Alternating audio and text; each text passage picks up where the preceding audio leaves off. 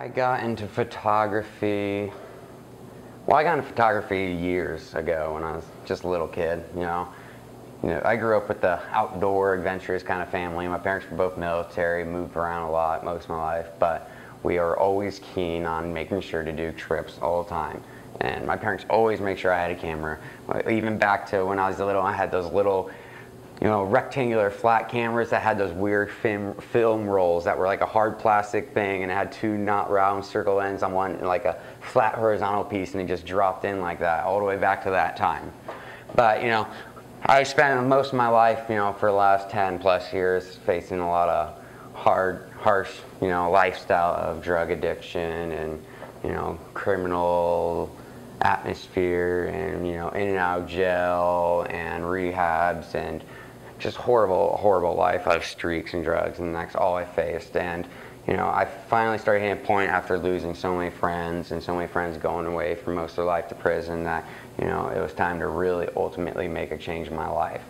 And one of the biggest ways I thought, and I never would be a structure such as school, and I really started to look back saying, I have all these photographs up until I was about 8 or 9 of all my life, and then just from the gap of between 9 and I'm almost 25 now, I had nothing.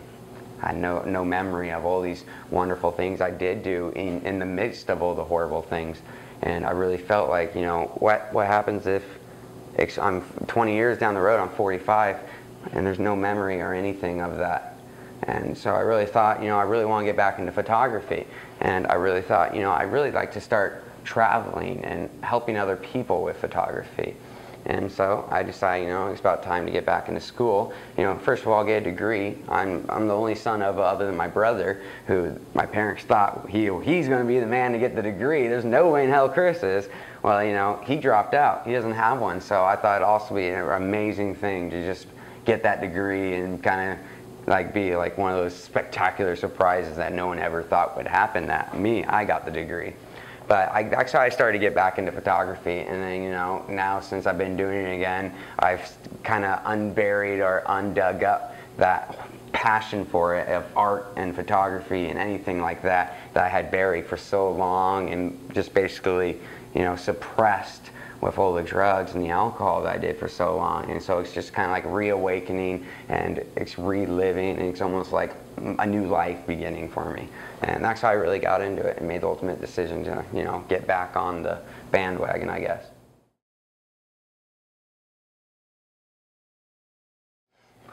I gravitate towards documentary style photography, editorial. I really want to go into war photography or conflict photography, so I really like to photograph people, and I like to photograph, just because of my lifestyle and what I've had to go through, I really like to photograph, people that are struggling people, or people that have to endure things that not everyone else has to endure, something very hard or harsh, even like a natural disaster or something along those lines. So ultimately, that's the type of work I like to do. Right now, I like to do street photography. I like to go around and just find people on the street. I think there's more, for me, it just opens up a vast array of possibilities. There's how many different people everywhere, millions of people everywhere, and everyone can be doing something differently simultaneously at the same time. There's so many different things going on. I could go downtown and stand one spot, and if I stand there for an hour, there's hundreds of different people and different opportunities and different moments of different actions happening, and it's all a different moment I could capture.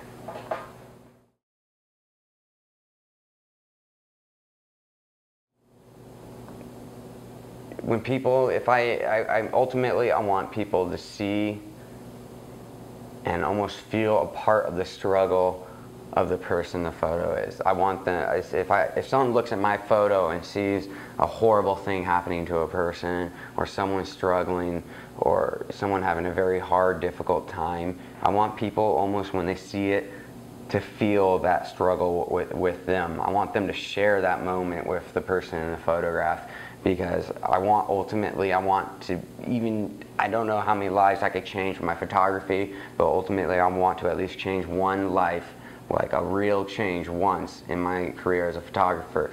And I feel that people need to see what's going on in the world, and they need to actually feel it for once themselves. You know, we hear about it on the news all the time, if the news even wants to share it.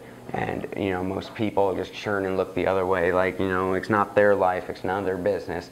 But the thing is, it is all of our business. We all live here together. We're all God's creations, if you would say, and we all are supposed to be one there with each other. We're all human. And I'm tired of people looking the other way. So with my photography, I would hope that when someone sees it, it would be that, you know, sincere and that so well done that someone would see it and they would instantly feel that struggle. It would be overwhelming. Maybe it would take a hold of them and suck them in. They would feel that pressure within them, and they would start to actually feel a need to make a difference or somehow making a help towards that cause.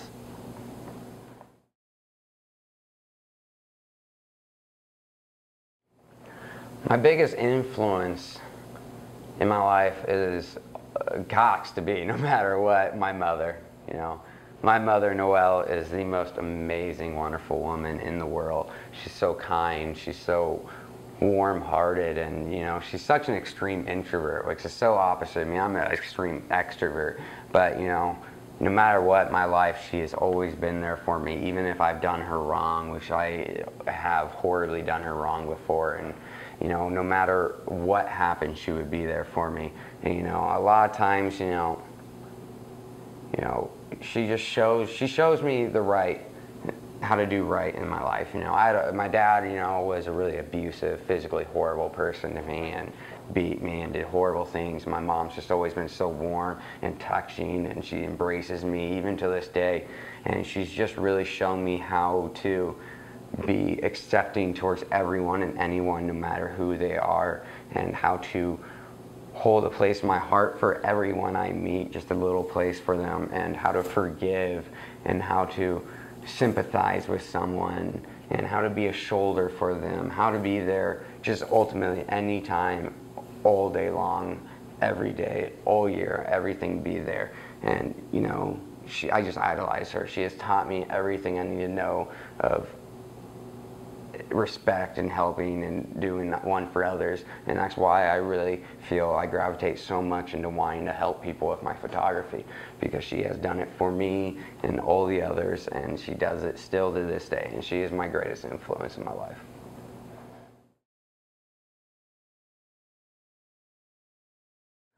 My biggest influence in the world of photography, you know, one of them was Robert Capa. You know, he's war photography. I want to be war photography, but because of the quote, you know, if pictures aren't good enough, you're not close enough. And I use that to this day in my photography. I use it every day when I'm photographing. I think of that quote, and I just want to get in there and put my camera in someone's face. I want to be up close where you can catch the action. You can see the moment on their face or how they feel. And, you know, just the work he did was so outstanding. I mean, it's still to this day you hear about Capa because of how close he got in the war area and how gritty and harsh the environment was in his photos and around. And, you know, he was just right up in the action, and he was doing this to help people. He was showing people, you know, you think back in World War II when Robert Capa was photographing the war, you think, you know, or all the photographers in the war, you know, those pictures they're taking right now are the way for families back home who are worried about their family members. It's a way for them to see what is going on, to maybe feel a little bit closer to them in hopes of okayness, because that's the only way they were getting any visual aspect of it. And, you know, Robert Capa brought that to people, and he didn't do any altering or anything, you know. He stood and did what he was supposed to do, and he documented it, and he documented great. And, you know, I idolize and want to follow in his steps. I want to be exactly what he was if I could. It was so great of his work. And I can't say the words about him. It's just so mesmerizing to me, and that is my biggest idol in photography.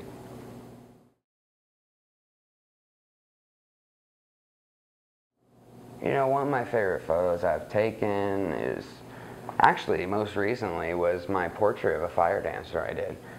You know, this photo to me was almost like, I've been struggling a lot lately with parks aspects of my life, and you know, I had lost a friend over the weekend, and I was having such a rough time and trying to get my mind off things. And when I got the chance to do this photo shoot, you know, it was the best moment ever, because I was in such a down place.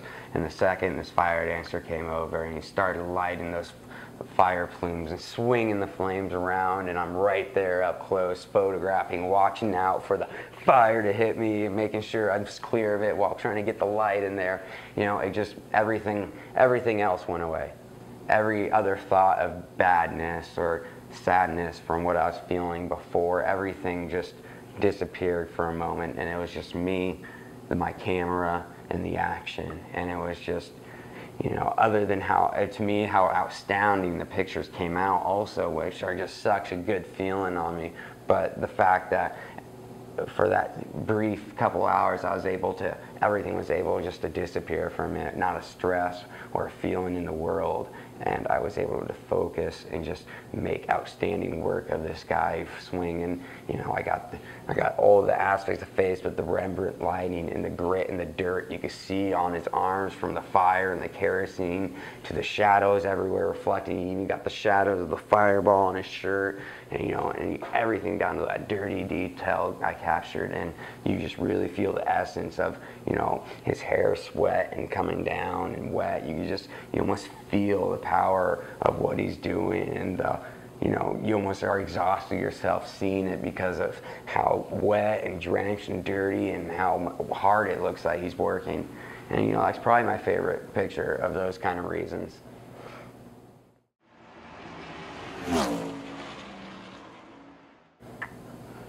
You know, what I hope to achieve by the end of my career as a photographer is sort of what I briefly said a minute ago.